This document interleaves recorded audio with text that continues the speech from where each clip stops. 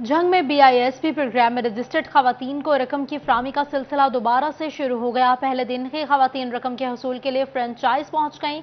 गर्मी और हब्स में बारी का इंतजार करने पर मजबूर हैं। फ्रेंचाइज में इंतजामात नाकिस हैं। खवातीन को बैठने की मुनासिब जगह फराहम नहीं की गई है।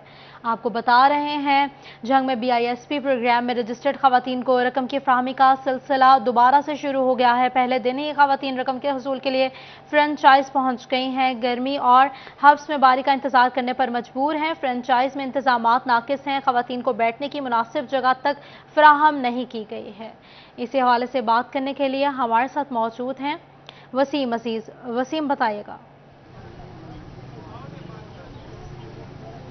जी बिल्कुल, ईद की छुट्टियों के बाद आज बेनज़ीर इनकम सपोर्ट प्रोग्राम के तहत रजिस्टर्ड खवातीन को रकम की फराहमी का जो सिलसिला है उसका दोबारा से आगाज़ किया गया है। ज़िला जंग में जो है वो 2 लाख के करीब रजिस्टर्ड खवातीन हैं जिनको रकम फराहम की जा रही है। मुख्तलिफ रिटेलर्स पॉइंट पर जो है वो खवातीन की बड़ी तादाद रकम के हसूल के लिए आई है, जबकि अगर रिटेलर पॉइंट पर खवातीन को सहूलियात की बात की जाए तो सहूलियात ना होने के बराबर है। ना ही इनके पास बैठने के लिए मुनासिब जगह है और ना ही पीने का साफ पानी समेत दीगर सहूलियात फराम की गई हैं, जबकि खवातीन गर्मी और हब्स के बाइस जो है वो घंटों अपनी बारी का इंतजार करने पर मजबूर हैं। दूर दराज से खवातीन जो है वो रिटेलर शॉप पर आती हैं और बारी ना आने पर जो है वो उनको दोबारा रकम के हसूल के बगैर ही घर लौटना पड़ता है। मेरा कैमरामैन अली अब्बास आपको दिखा सकता है कि इस टाइम जो है वो बड़ी तादाद में खवातीन यहाँ पर मौजूद हैं। बुजुर्ग खवातीन भी हैं जो ज़मीन पर बैठी हैं, बैठने की मुनासिब जगह नहीं है। सायादार जगह ना होने के बायस जो है वो ज़मीन पर बैठे अपनी बारी का इंतजार करने पर मजबूर है। मेरे साथ कुछ खवातीन भी मौजूद हैं, इनसे बात करते हैं। आप बताइएगा, रकम लेने आई हैं, किस कदर मुश्किलात का सामना होता है? मुश्किल होती है, घर बच्चे छोड़ के आते हैं, पैसे बहुत मुश्किल से मिलते हैं, पूरा पूरा दिन रात गुजर जाती है, पैसे नहीं मिलते। अच्छा है कि जगह जगह दुकान बनाई जाए और पैसे की सहूलत हो। जी बिल्कुल, इनकी जानिब से मजीद रिटेलर शॉप खोलने का मुतालबा किया गया। मेरे साथ दीगर खवातीन भी मौजूद हैं। आप बताइएगा, दूर दराज से आना किस कदर मुश्किल होता है, खासतौर पर बुजुर्ग खवातीन के लिए? बहुत मुश्किल होता है, छोटे छोटे बच्चे घर छोड़ के आना बहुत मुश्किल होता है। बेहतर थे अकाउंट भेज दिते जावे, वे सानू मुश्किल ना हो, साडे बच्चे घर कल्ले ना हो, मुश्किलों का सामना न करना पवे। लेकिन बेहतर थे जे अगर जगह जगह दुकाना बनावे साड़ी वास्ते बेहतर है, सानू इंतजार न करनी पवे, साडे बच्चों न इंतजार करनी पवे, सानू टाइम ते जाना पवे। कितने दूर से आप यहाँ पर आई हैं? तकरीबन 5वां मील हो गया, 6वां मील हो गया और फिर को सदाना हो गया, इस तरह पे बहुत दूर दूर तो मिलता। बिल्कुल, दूर दराज इलाके से खवातीन यहाँ पर आती है। मेरे साथ कुछ मर्द हजरात भी मौजूद हैं, इनसे बात करते हैं। सर बताइएगा, किस कदर मुश्किलात का सामना करना पड़ता है खवातीन को और हुकूमत से क्या मुतालबा करेंगे? अस्सलाम वालेकुम। हुकूमत जगह जगह पे शॉपें बनाए या तो अकाउंट खुलवाएं, औरतों के अकाउंट में पैसे भेजें। बहुत मुश्किलात होती है यहाँ पैसे लेने के लिए।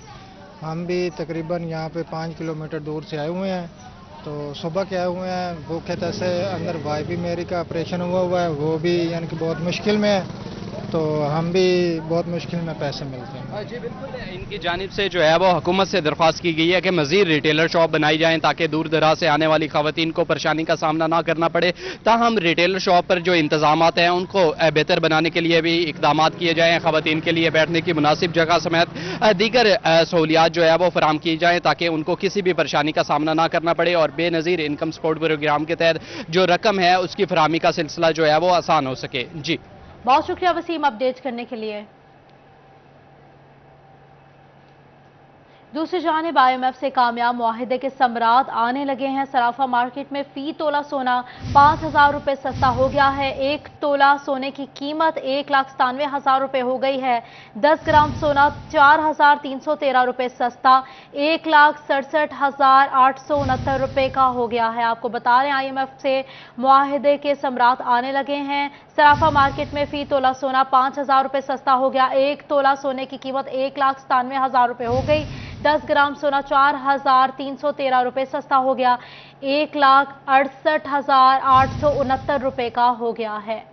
आपको बता रहे हैं, IMF से कामयाब मुआहिदे के समरात आने लगे हैं। सराफा मार्केट में फी तोला सोना 5,000 रुपये सस्ता हो गया। 1 तोला सोने की कीमत 1,97,000 हो गई। 10 ग्राम सोना 4,313 रुपये सस्ता 1,68,869 रुपये का हो गया। वफाकी हुकूमत की जानिब से बिजली की कीमत में एक बार फिर से इजाफा कर दिया गया है। आपको बता रहे कीमतों के हवाले से इस हवाले से बात करेंगे वकार हुकूमत से। बताइएगा वकार। जी, हुकूमत की जानिब से आज फिर बिजली की कीमतों में इजाफा कर दिया गया है। 1 रुपये 25 पैसे फी यूनिट बिजली की कीमत में इजाफा किया गया है, जिस पर जो शहरी हैं एक बार फिर बिलबिला उठे हैं। शहरियों का क्या रद्द अमल है, इसी बारे में जानते हैं। बिजली की कीमत में आज दोबारा इजाफा हुआ है, 1 रुपये 25 पैसे इजाफा किया गया है, क्या कहेगी? सर, हम दर्जा 4 के मुलाजम हैं, हम तो बिजली का बिल अफोर्ड नहीं कर सकते। इतनी महंगाई हो गई है सर, हम ना कोई खर्चा अफोर्ड कर सकते हैं, इतनी तंगी है, हम तो खुदकशी करने को फिरते हैं। इन्होंने तनख्वाहें हमारी बढ़ाई थी, वो भी रोक ली हैं। वो भी उन्होंने कोई तरार लगा दिया है कि जी ऐसे ऐसे करना है, इसको पेंशन ऐसे करनी है। हालात बहुत ख़राब है सर। शहरी हमारे साथ मौजूद हैं, उनसे भी बात करते हैं। कीमत बढ़ गई है बिजली की, क्या कहेंगे? जी असी तो मरते अगे भुखे पिया से जी, अगली बिजली तो तंग से वधी हुई तो हुण मुड़ वध गई है। हुण तो जी असी भुखे मरण वाली गल है। मुहल्ला ही है वारिस जी, जेड़े चार दे जिंदगी दे है नो साथ लेने नो और वेश्या का ही नहीं, हुण ऐद ने खत्म कर दिता। बिल्कुल, लोग बड़े परेशान हैं। कुछ और लोग भी हमारे साथ मौजूद हैं, उनसे भी बात करते हैं। बुजुर्गों, बिजली की कीमत जो इजाफा हो गया अज फिर दोबारा की कहोगे? 1 रुपये 25 पैसे वधा दी उन्होंने। जबरदस्त ज्यादती है अवाम नाल, अवाम तक ही पिस चुकी महंगाई तो उस तो बाद जो है ज़्यादा हूँ जबरदस्त ज्यादती। कोई हुकूमत ने जो कोई मुखलस होना चाहिए अवाम नाल और कोई मेहरबानी करनी चाहिए, कोई जोड़ा है लीनियंट व्यू लेना चाहिए इस वास्ते। हाँ बिल्कुल जी, लोगों का यही मुतालबा है कि कीमतें कम की जाएं। क्या कहेंगे, कोई मुतालबा है हुकूमत से? जी, मुतालबा यही है, महंगाई आगे बहुत है, घर के अखराजात नहीं पूरे हो रहे, बिजली का बिल कहाँ से पूरा करेंगे? गैस के अखराजात हैं, बिजली मिलती भी नहीं है, फिर भी बिल इतने इतने आ जाते हैं जो इंसान के अफोर्ड नहीं कर सकते। इसके अलावा घर की ज़रूरियात की महंगाई इतनी हो गई है, इंसान कहाँ से घर किराए का मकान है और बिजली की कीमत में इजाफा। इस बार कीमतें बढ़ने की वजह डॉलर को करार दिया जा रहा है। इस हवाले से बात करेंगे शराज भट्ट से। शराज, बताइएगा।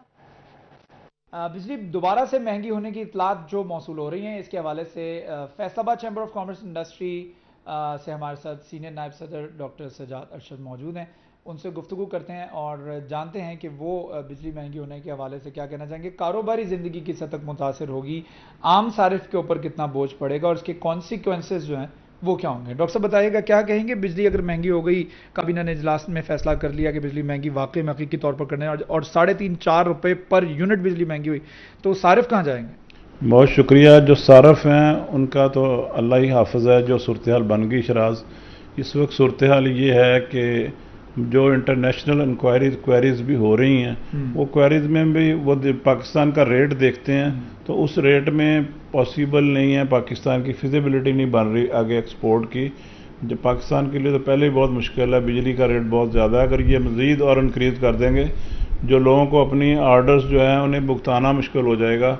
और ये कारोबार जो यूनिट्स चल रहे हैं, ये पहले तो 40%, 50%, 30% पे चल रहा है, तो ये तो बहुत बड़ा अलमिया बनने जा रहा है। तो ये लेकिन हुकूमत में जो सूरत हाल है, जो इन्होंने डील की है, ये उसका हिस्सा है IMF पैकेज का।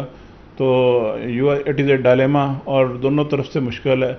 अगर वो नहीं करते तो फिर भी फंसते हैं, अगर ये करते हैं तो बिज़नेस कम्युनिटी क्रश होती है। It is a very crucial thing. लेकिन इसका जो सलूशन है, हुकूमत जो है वो लोगों को कम अज़ कम इंडस्ट्री को सोलर दे और वो 6% पे लो रेट पे दे, ताकि हम कोई बेहतरी कर सकें, लोगों को मुतबादल कुछ ऐसी सहूलत मिले। कुछ लोग अपना सिस्टम जो है वो सोलर पे शिफ्ट कर लें, कुछ बिजली पे करें, ताकि हम कुछ अकोमोडेटिंग पोजीशन में आ सकें। अकोमोडेटिंग पोजीशन में आ सकें बराह रास्त बिजली से। अपडेट करने के लिए FBI की जानिब से सेल्स टैक्स चोरी रोकने के लिए पैदावार यूनिट्स की खसूसी मॉनिटरिंग और ऑडिट शुरू। शिकायत सामने आने पर सेक्शन 40B के तहत कारखानों में FBI की खसूसी टीमें तैनात करने की मंजूरी दे दी गई। खसूसी टीमें कारखानों की पैदावार, स्टॉक और खरीदो फरोख्त के तमाम रिकॉर्ड की छानबीन करके टैक्स चोरी का तखमीना लगाएंगी।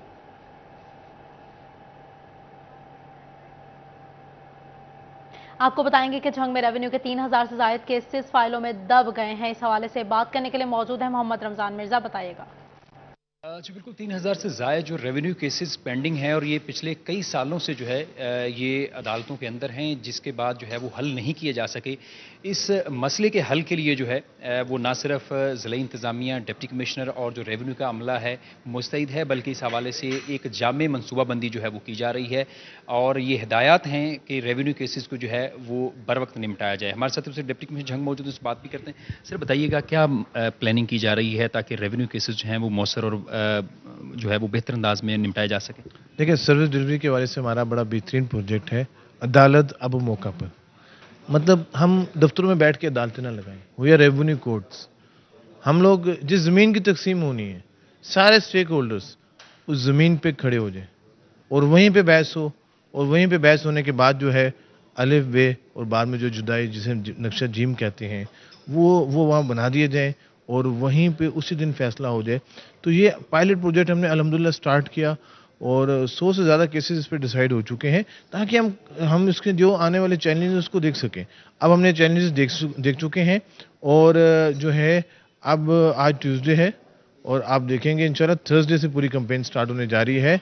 हमारे इंशाल्लाह थर्सडे को 11 जो है अदालत अब मौका पर 11 अदालतें लगेंगी और उनको 5 केसेस दिए गए हैं और 5 केसेस की वहीं पे बहस होगी उसी मौजे में और मौके पे सुबह अदालतें 9 बजे लग जाएंगी और शाम 6 बजे तक इंशाल्लाह अपने सारे टारगेट के मुताबिक सारे वो फैसले कर देंगी और मैं समझता हूँ कि बड़ा मुनफरिद होगा और हमारा टारगेट है कि हम 2.5 से 3 महीने तक जो है 3447 जो केसेस हमारे पेंडेंसी हैं और अरसा दराज से क्या एक डेकेड से मतलब कोई 11-11 12-12 साल से हम तकसीमी केसेस नहीं कर सके। जो हमारा निज़ाम है यहाँ पे बैठ के कभी कोई एडवोकेट नहीं है, कभी एक पार्टी नहीं है, कभी दूसरी पार्टी नहीं है, कभी रेवेन्यू अफसर जो हैं ड्यूटियों पे बिजी हैं। तो जब एक बंदा मौके पे चला जाएगा, अदालत लग जाएगी मौके पे, सब लोग मौजूद होंगे, सबकी उधर ही डिस्कशन होकर फैसला हो जाएगा। मैं समझता हूँ ये सबसे अहम हमारा प्रोजेक्ट होगा जंग में और इंशाल्लाह हम पुरज़म हैं कि हम इसको बड़े अच्छे अंदाज से सक्सेसफुल। बहुत शुक्रिया रमज़ान अपडेट करने के लिए।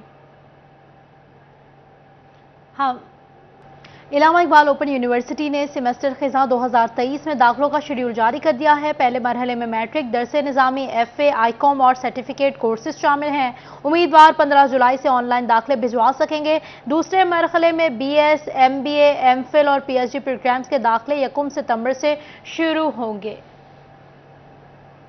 आपको बता रहे हैं दाखिलों के हवाले से इलामा इकबाल ओपन यूनिवर्सिटी ने सेमेस्टर ख़िज़ा 2023 में दाखिलों का शेड्यूल जारी कर दिया है। पहले मरहले में मैट्रिक, दरसे निज़ामी, FA, ICOM और सर्टिफिकेट कोर्सेज शामिल हैं। उम्मीदवार 15 जुलाई से ऑनलाइन दाखिले भिजवा सकेंगे।